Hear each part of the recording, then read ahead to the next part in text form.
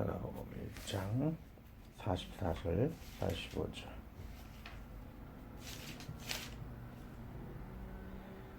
함께 두 구절이 함께 읽겠습니다. 이르시되 상과 아무에게 아무 말도 하지 말고 가서 내 몸을 제자에게 보이고 내가 깨끗하게 되었으니 모세가 명한 것을 드려 그들에게 입증하라 하셨더라. 그러나 그 사람이 나가서 이 일을 많이 전파하여 널리 퍼지게 하니 그러므로 예수께서 다시는 드러나게 동네에 들어가지 못하시고 오직 바깥 한적한 곳에 계셨으나 사방에서 사람들이 그에게로 나아오더라. 아멘. 저희 귀한 자리 또한 함께하게 하심을 감사합니다. 하나님의 나라가 또한 우리 가운데 이루어질 수 있도록 성령 충만함으로 또 건면받는 시간 되게 하여 주시고 우리의 에모나 모든 부족한 것들이 하나님의 예수 그리스도 이름으로 십자가 앞에 우리를 위해 기도하시는 제사장이 그 역할로서 우리가 날마다 하나님과 상담하며 변호받고 도움을 받는 더 나은 삶으로 충만해지는 귀한 시간 되게 하여 주시옵소서. 주님, 나아갈 때 모든 부족함을 주님께서 대신하신 지은혜로 귀한 시간 되게 하여 주시고 이 시간 나중에 더 많은 형제들과 자매들과 함께하게 하여 주소서. 예수 그리스도 이름으로 기도하였습니다. 자, 오늘 바로 44절 들어가겠습니다. 이르시되 상과 아무에게 아무 말도 하지 말고 가서 내 몸을 제사장에게 보이고 내가 깨끗하게 되었으니 모세가 명한 것을 드려 그들에게 입증하라 하셨더라 라고 합니다. 상과 아무에게도 나병한 적이 지금 말씀하시죠. 말도 하지 말라. 한 구령을 내린 것을 볼 수가 있습니다. 계속 얘기하였듯이 이렇게 복음이 갑자기 예수님의 그 기적을 보고 너무 놀라게 되면 그 로마 군인까지 예수님을 높이게 되고 정치적인 세력이 생기게 되고 예수님이 십자가가 되는 것이 아니고 그 왕이 될 수가 있겠죠. 그러면 주님의 그 십자가의 그 사역은 물거품이 될 수 있기 때문에 주님이 그 인기를 다 포기한 것을 볼 수가 있습니다. 오직 아버지 하나님의 뜻을 이루기 위해서 모든 영광을 하나님께 돌리고 그것을 영광을 포기하기 위해서 한 구령을 내린 것을 볼 수가 있습니다. 우리의 삶도 마찬가지예요. 일시적인 그런 영광을 위해서 영원한 그런 하나님의 나라를 포기하는 그런 삶을 살 때가 있죠. 그러나 하나님의 그 영원한 영광을 선택하여 나아가는 그런 많은 사역자들 있죠. 그 중에 좀 대표적인 표면적으로 드러난 그 사람은 박종호, 지금에는 형제님이라고 불러달라고 그러는데 옛날에는 박종호 선교사님, 장로님 이렇게 불러달라고 하셨죠. 굉장히 더 많이 병을 앓고 나시고 겸손해진 것을 볼 수가 있어요.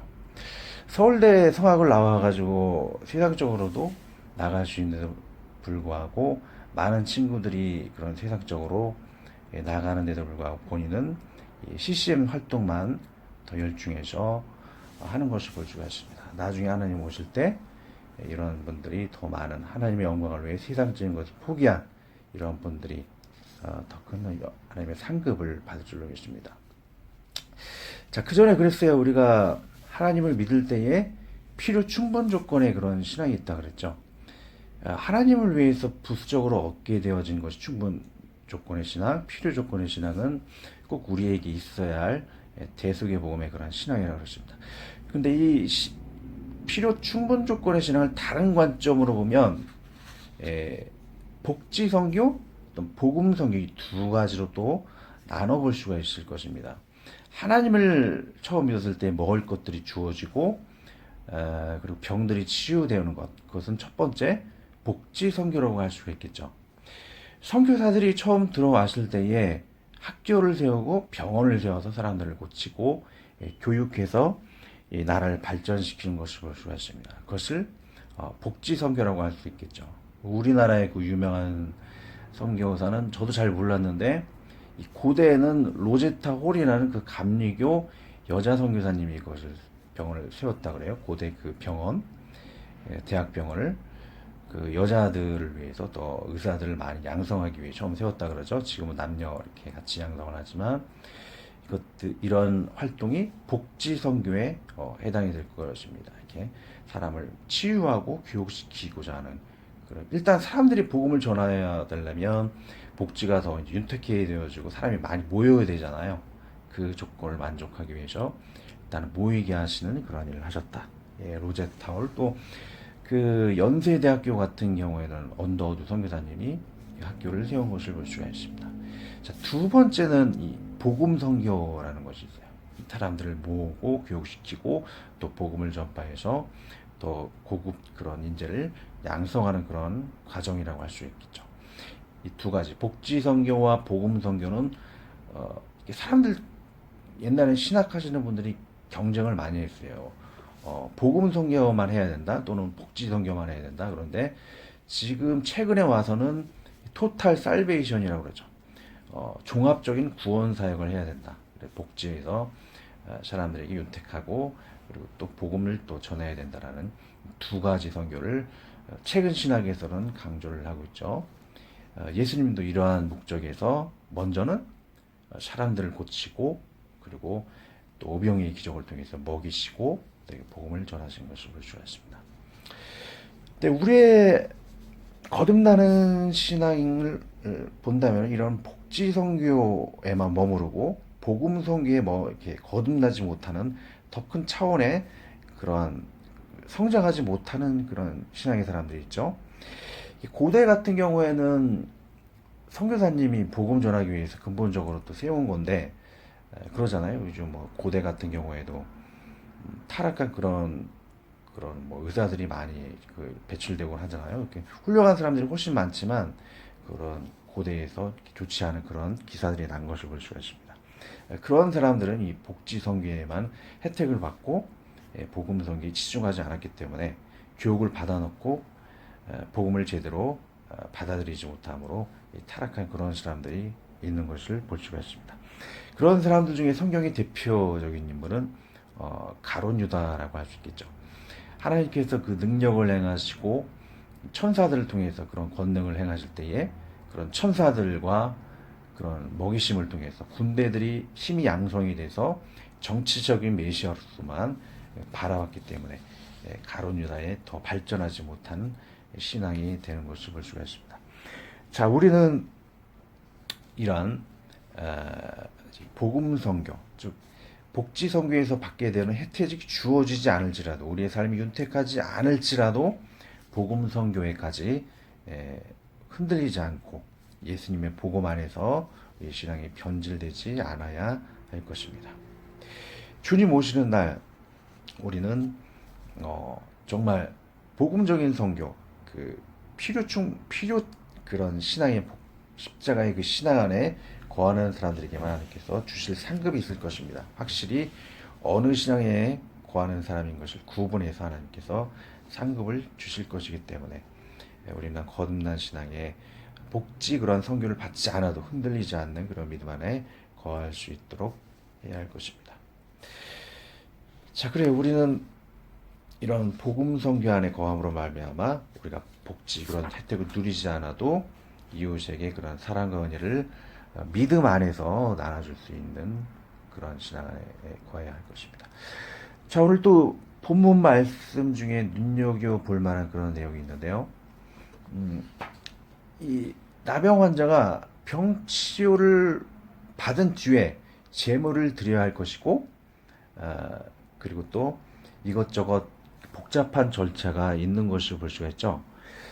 근데 특별히 하나님이 죄 사함 받았을 때에 뭐 어떤 큰 제물이 있어야 되고 또 여러 가지 복잡한 절차가 있는데 제사장을 통해서 복잡한 절차가 있는데 주님은 큰 제물을 제사를 드린 거에 대해서 언급하지 않은 것을 볼 수가 있습니다. 이 나병 환자가 제사함 받고 그 이후에 그 절차는 큰 제사를 드리고 제사장을 통해서 여러 가지 과정을 거쳐야지만 완전히 나음을 받다라고 이렇게 선포를 받을 수 있는 것이죠. 근데 제물이 없다라는 것은 예수님이 그 자체가 이 땅에서 제물이 되었기 때문에 제물에 대해서 필요가 없을 것입니다. 그러나 제사장을 통해서 내 몸을 보이고 모세를 통해서 어떤 제물을 드리라고 이렇게 지시한 것을 볼 수가 있죠. 큰 제물은 필요가 없고 제사장을 통해서 여러 가지 이렇게 율법적인 과정을 거치라라고 이렇게 얘기를 하시는 것을 볼 수가 있습니다. 자, 이 내용을 봤을 때에 예수님은 사람이 제사장 받기 위해 두 가지 조건이 있죠. 제물과 제사장의 기도, 제사장을 통한 역할이 있습니다. 근데 그 예수님은 제사장에게 역할을 부탁하는 것을 볼 수가 있죠. 제사장을 통해서 이런저런 과정을 거쳐서 완전히 병치용을 선포받아라 그렇게 이야기한 것을 볼 수가 있죠. 왜 예수님은 이 제사장을 의지할 필요가 없는 우리를 위해 대제사장이 되어주신 분이신데 왜 본문에서는 이 제사장의 그 역할을 부탁하였는가? 그것을 한번 우리는 궁금증을 가져볼 필요가 있다는 것이죠. 그 이유는 예수님이 부활 이전의 현재 상황이기 때문에 제사장의 역할을 현재 있는 제사장에게 그 일들을 부탁하는 것을 볼 수가 있죠. 자, 이 땅에서는 예수님이 제물이 되었고 또 예수님이 부활 이후 하나님의 우편에 있을 때 그때 변호사와 같은 대제사장의 역할을 해서 이 땅에 제사장이 아무 필요가 없게 된다는 것이죠. 자, 예수님이 부활하기 이전의 상태이기 때문에 현재 대제사장적인 역할을 감당하지 않았기 때문에 지금 현재 제사장에게 그 역할을 위임하는 것을 볼 수가 있다는 것이죠. 자, 이 말고 좀 이해 못하게 이야기가 좀 힘들 수 있겠지만 로마서 4장 25절에 보면 예수는 우리의 범죄함을 위해 내어줌이 되시고 우리를 의롭다 하심을 위하여 부활하셨다 그러잖아요. 그러니까는 예수님이 이 땅에서 십자가의 사역은 제물이 되신 것이고 부활 이후에 그 사역은 대제사장으로서 우리를 위해 간구하는 기도의 역할을 감당했다는 것이죠. 그래서 현재 이 본문에서 이 땅의 제사장에게 무엇을 부탁한 것은 부활 이전에 대제사장으로서 아직 역할을 감당하지 못했기 때문에 그래서 대제사장에게 역할을 위임을 하였다. 예, 그렇게 해석을 할 수가 있을 것입니다. 자, 여러 가지 신학적인 해석이 있겠지만 저는 이렇게 좀 해석을 해보게 됩니다. 자, 이 남영 환자가 구체적으로 레위기를 보면 절차가 굉장히 복잡한 것을 볼 수가 있어요. 레위기 3장에서는 큰 제물을 드려야 하고 레위기 14장에는 제사장의 여러 가지 복잡한 절차를 해야지만 병이 치유받는 그런 것을 선포를 할 수 있는데 제가 구체적으로 찾아가 읽어보도록 하겠습니다. 자, 먼저 제물이 있어야 되는데 레위기 3장 16, 17절 보면 제사장은 그것을 제단 위에 불사를 지니 이는 화제로 드리는 음식이요 향기로운 냄새라 모든 기름은 여호와의 것이니라 너희는 기름과 피를 먹지 말라 이는 너희의 모든 처소에서 너희 대대로 지킬 영원한 규례이니라 그러죠. 기름과 피는 생명을 상징하기 때문에 생명은 하나님께서로부터 나오죠. 그래서 이것이 모두 다 하나님 거기 때문에 먹지 말라 하신 것 같아요. 자, 레위기 14장 4에서 10절을 보면 복잡한 또 제사장을 통한 절차가 있는 것을 볼 수가 있어요. 제사장은 그 정결함을 받을 자를 위하여 명령하여 살아있는 정결한 새 2마리와 백향목과 홍색실과 우슬초를 가져오게 하고 또 10절 다 생략하고 10절을 보면 여덟째 날에 그는 흠없는 어린 순양 2마리와 1년 된 흠없는 어린 암양 1마리와 또 고운 가루 10분의 3에바에 기름은 섞은 소재물과 기름 한 록을 취할 것이니요 라고 이렇게 복합적으로 또 설명을 하고 있는데 제물과 여러 가지 복잡한 절차를 대제사장에게 부탁한 것을 볼 수가 있습니다. 근데 이렇게 제물과 복잡한 절차가 4절부터 10절까지 나오는 더 복잡한 그런 내용이 중간에 있죠. 그것을 다 생략하고 4절과 10절만 얘기한 것입니다. 구약에는 이렇게 복잡한 그런 내용을 이렇게 나열한 그 이유는 예수님이 이러한 모든 복잡한 절차를 다 대신해서 제물과 제사장의 역할을 다 감당하셨다는 것이죠.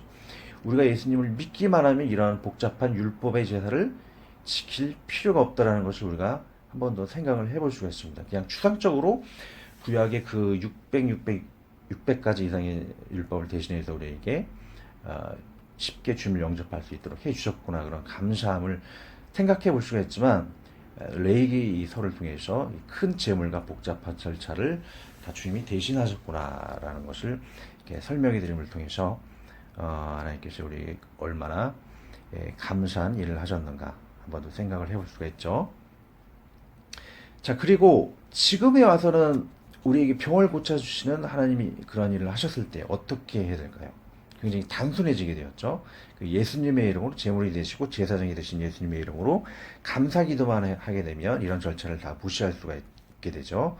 또 감사하는 그런 예수님의 이름으로 헌금을 좀 드린다라는 것, 그것을 통해서 이런 예법을 다 대신하게 되셨다. 그러면 왜 이렇게 복잡한 절차를 구약에 두셨는가? 오직 예수님만을 몽학 선생이 되시기 위한 것이죠. 오직 예수님만이 통해서 우리가 구원받을 수 있다는 것, 600가지의 그 율법을 지킬 수 없기 때문에 예수님을 통해서만 구원의 열매를 맺을 수 있다는 것, 그 예수님의 믿음만을 향하기 위해서 이런 율법을 주셨다라는 것이죠. 자, 그렇다고 해서 우리가 뭐 하나님 안에서 믿음, 소망, 사랑이라는 것이 있는데 사랑을 포기하라는 것이 아니에요. 구약적 600가지 열매를, 믿음을 가지고 진정한 믿음을 가진다라면 사랑의 열매, 회개의 열매를 맺는다는 것, 사랑과 회개를 잊지 않아야 될 것입니다. 자, 45절 마지막 구절인데 이것하고 좀 문제 풀어보고 마칠게요. 그러나 그 사람이 나가서 이 일을 많이 전파하여 널리 퍼지게 하니 그러므로 예수께서 다시는 드러나게 동네에 들어가지 못하시고 오직 바깥 한적한 곳에 계셨으나 사방에서 사람들이 그에게 나오더라. 자, 여기는 이 나병 환자를 우리는 비판을 할 수가 있어요. 분명히 하나님이 사람들에게 이야기하지 말라 그랬는데 이 나병 환자가 자꾸 사람들에게 이야기를 하고 있어요. 그러면은 이 나병 환자에 대해서 너는 왜 이렇게 예수님 말에 순종하지 않느냐라고 비판할 수 있지 하지 모르지만 성경에서는 이 나병 환자에 대해서 비판하는 그런 내용이었습니다. 왜 그럴까요? 자, 그것은 예수님이 복음을 전파하지 말라고 이렇게 하는 게 아니고 강제로 뭐 복음을 전파하라 강제적으로 하지 않음을 통해서 만약에 그 나병 환자에게 너는 강제적으로 복음을 전해라 강권적으로 이야기를 했더라면 순수하게 그런 복음을 전하지 못했을 수도 있어요.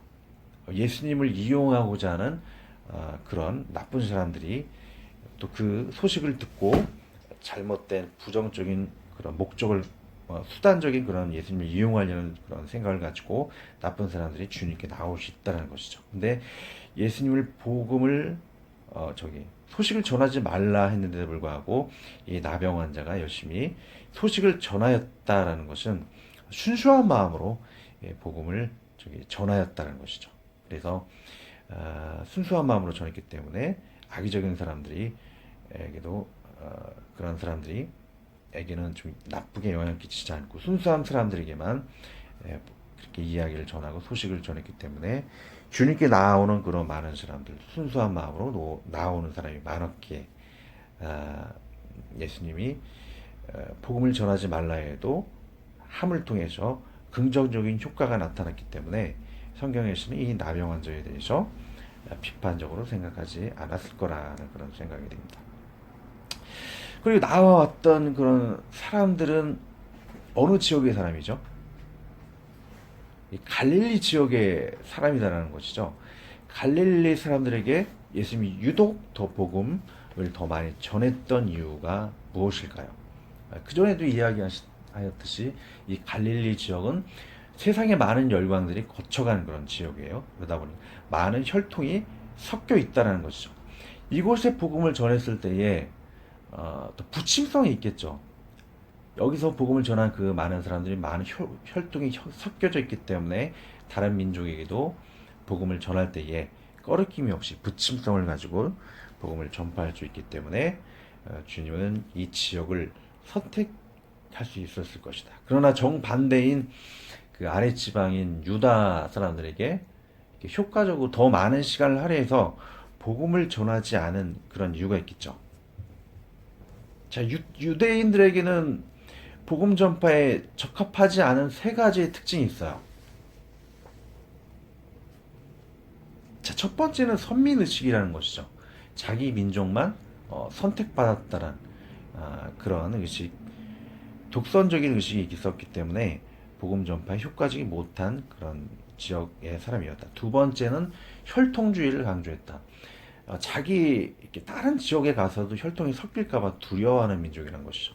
다른 외부로 나아가기를 두려워하였었다. 자기 혈통만 구원받아야 한다는 그런 생각이 있기 때문에 복음 전파에 적합하지 않았다. 세 번째는 기득권 의식이 있었죠. 굉장히 많은 기득권을 가지고 있었기 때문에 이것을 포기하고 나갈 수가 없어요. 예수님께 포기하지 않은 그런 기득권층의 사람이기 때문에 유대인들에게는 더 많은 시간을 할애하지 않았다는 것이죠. 갈릴리 사람들은 많은 것이 기득권이 포기되었던 사람이었기 때문에 외부로 나갈 또 더 이상 포기할 것이 없는 그런 겸손한 사람이었다라는 것이죠. 그래서 갈릴리 지역 사람들을 더 많이 선택해서 복음을 전파했다는 것을 생각을 해볼 수가 있습니다.